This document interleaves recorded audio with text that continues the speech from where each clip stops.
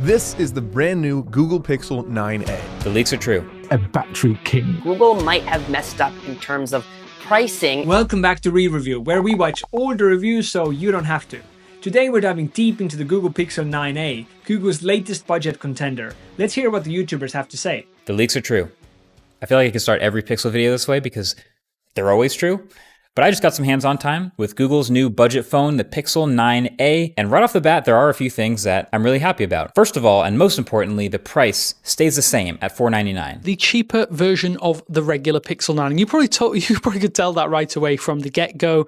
It is very much the same phone in a lot of ways from head-on. It does have thicker bezels that you'll notice if you're coming from those premium models, but I don't think many people will. Although mid-range phones used to be boring, the Google Pixel 9a here is probably the second controversial mid-range phone launching this year. In a lot of ways, this is really quite similar to the iPhone 16e. You'll notice something. There is no camera bump on the back of this phone. Not just a little camera bump or a small set of rings. No, there's no camera bump, nothing.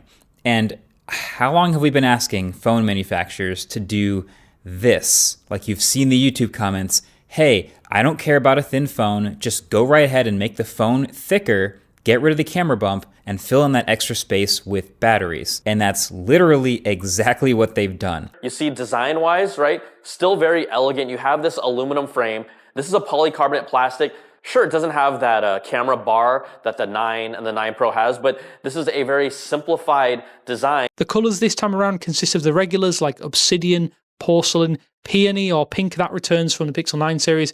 It's definitely more salmon in tone than the pink Pixel 9, but there is that lovely iris or purple. This is the exclusive option for this device, and it's the standout again this year. A seamless design that's turning heads. Let's check out the display. Its 1080p OLED display is surrounded by a very fat bezel. It's one of the fattest bezels found on any phones, even when you compare with the phones available at much lower price points. It doesn't hamper your usage in any way. I'm not saying it's a problem in terms of any functions. However, it doesn't look good. It has a slightly larger display, 6.3 versus 6.1 inches, but in the hands, the change in size is not very noticeable. While still Google's Actua display, this time it runs at a smooth 60 to 120 Hz refresh rate, which is a nice upgrade from the fixed 120 Hz on the Pixel 8a. It's 1080p or just a hair above 1080p. It's OLED, it's 422 ppi, and has a really impressive 1800 nit peak brightness with HDR content or a 2700 nit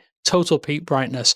And despite those chunky bezels, I think it's a genuinely impressive screen. It's actually the only thing that lets the display down is that it's not offering great protection. Yes, it's Gorilla Glass 3, but it is worth noting that you'll need a screen protector that works with the optical fingerprint scanner node. But the downside is that it doesn't really get that bright. Like if you're using it outside, as I was when I was filming this video, I found that sometimes it was a little difficult to see the display. Back to bigger bezels and not as great brightness. On to battery life. It's an 8.9 millimeter thick phone, and we have now the largest battery that's ever been in a Pixel device, 5100 milliamp hours. That's more than the 9 Pro XL just had. So they did the thing. Sick. That's more than enough for a full day of use, even if you are a heavy user.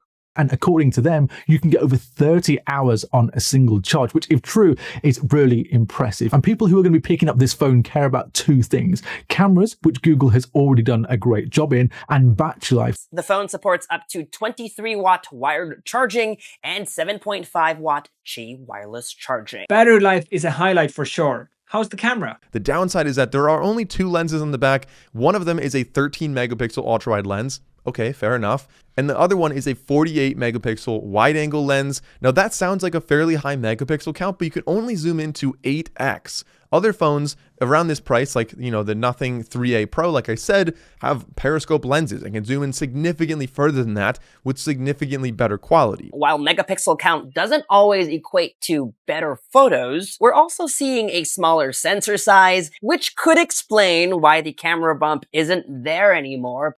Pixels are known for their amazing image processing, and the Pixel 9a here is no exception. You get wide dynamic range, so even in tough lighting, your shadows and highlights look absolutely balanced. Perfect skin tones. Seriously, Google does some of the best skin tone processing in the industry. Natural colors, meaning Photos look real, not overly saturated or artificial. Excellent detail retention, even in low light conditions. There is a brand new software change, and this is called macro focus. And it's not entirely new because we've seen this on the Pixel 9 series this year. But what happens here is that the Pixel 9a is going to use the main lens, and it's going to use AI to automatically detect when it is close enough to a subject to enter that macro focus mode. And because it's using that main lens, it means you're going to get a lot more better detail on the macro than when most cameras will use the ultra wide lens. And also, you can actually record in 4K using macro focus. The Pixel 9a also has Add Me, which uses AR and AI and lets a photographer add themselves to a group photo. Even though zoom capabilities are a bit hampered and it lacks a periscope. Zoom's a weak spot, but macro shines. On to performance and software. The Pixel 9a runs on Google's Tensor G4 chip, the same one found in the Pixel 9 and 9 Pro. And that means it can support Google AI features and Gemini, and that it will receive 7 years of software and security updates. The Tensor chipset is fine for everyday tasks, but push it with demanding games and you'll see frame drops and stutters. Casual games, no problem, but intensive gaming sessions won't be satisfying for you on Pixel 9a. And what lesson did we learn last year with the Pixel 8? That 8 gigs is not enough. Now, it's just enough, but it's not quite enough. And we ran into problems with the Gemini Nano model. So Google's first AI model that's designed to be on the phone, it could not run it properly. This phone also still launches with Android 15. It doesn't launch with Android 16 as that's still in beta, but it will get that update on day one like almost all Pixels normally do. To be honest, it is a by-the-numbers smartphone at this stage. You get some of what makes the flagship lineup so attractive to many of you out there, but plenty of compromises to differentiate. Software is a win, but RAM is a worry, specifically for running the Gemini AI models on device. But how's the value? This phone is $499. That's the same price as the Galaxy A56, and it's actually a lot more expensive than the Nothing 3A Pro. I am tempted to say that Google might have messed up in terms of pricing, especially since deals on the Pixel 9 series abound. For example, currently on Amazon and Best Buy, the Pixel 9 is being sold for $649, bringing the difference between the 9A and the 9 to only $150. For me, is a no-go. It's too expensive.